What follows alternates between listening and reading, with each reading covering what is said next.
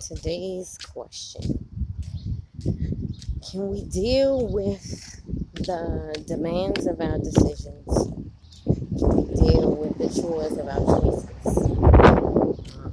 You know, in this life journey, the older I get and the more I take in this experience, I understand that it is all about lifestyle choice, which is individual and can become collective if it is effective. Should become collective if it is effective.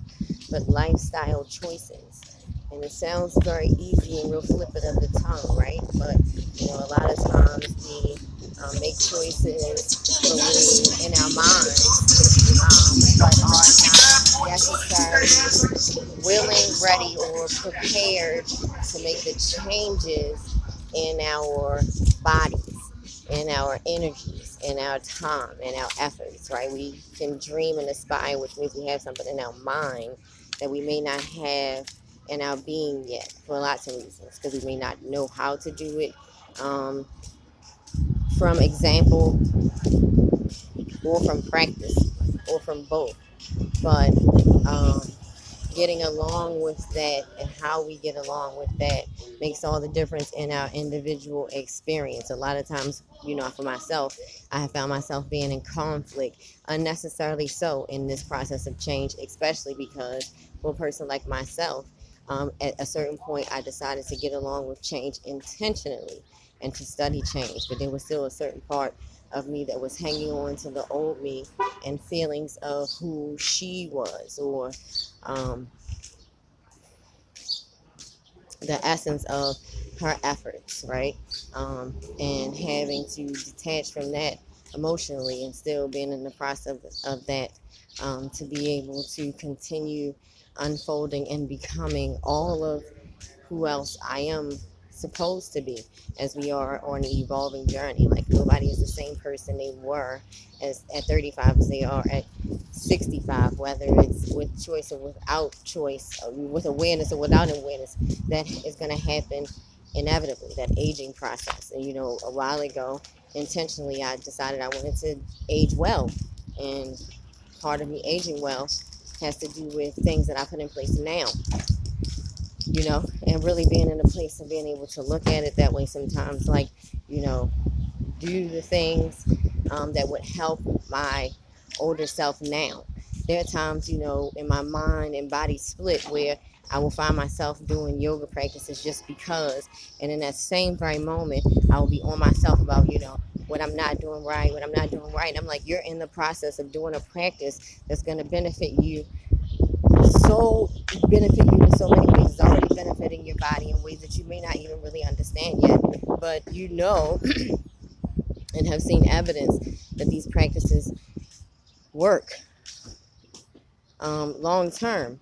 And so, those are the moments when I have to align myself and get myself back together and be like, whoa, yo, like, chill. Those are the moments in which I understand the disturbance in my frequency between going from point A to point B. Or, in other times, sometimes I said 1.0 to 2.0. Or the upgraded, evolving version of me, which I'm not any longer ashamed to be. For a while, I had a thing where I'm like,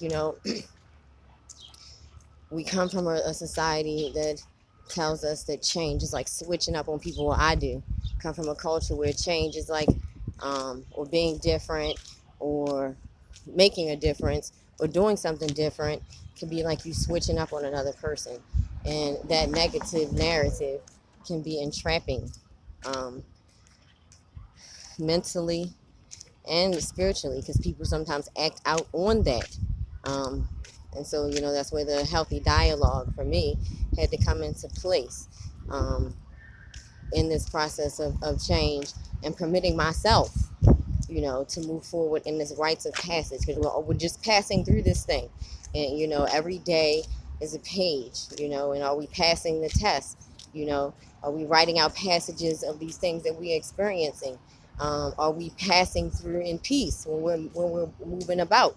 We're going through a passage, you know, and really being okay with that, and understanding a couple of things when I think about communication and how we commune not only with each other but with ourselves, which is a important imperative part of community. How we communicate with each other is about dialogue, right?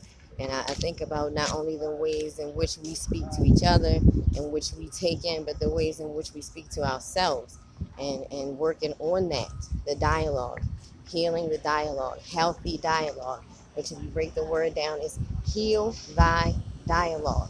And a dialogue is broken down into two words, a dialogue, which I definitely want to break that down and go into that further. But who are you dialing up? Who's dialing up you when you guys are on the when your radio is on the dial? You know, what's your radio dialed into? That kind of thing. But keeping all that in mind. That's kind of where my brain is at today, and learning how to be okay. You know.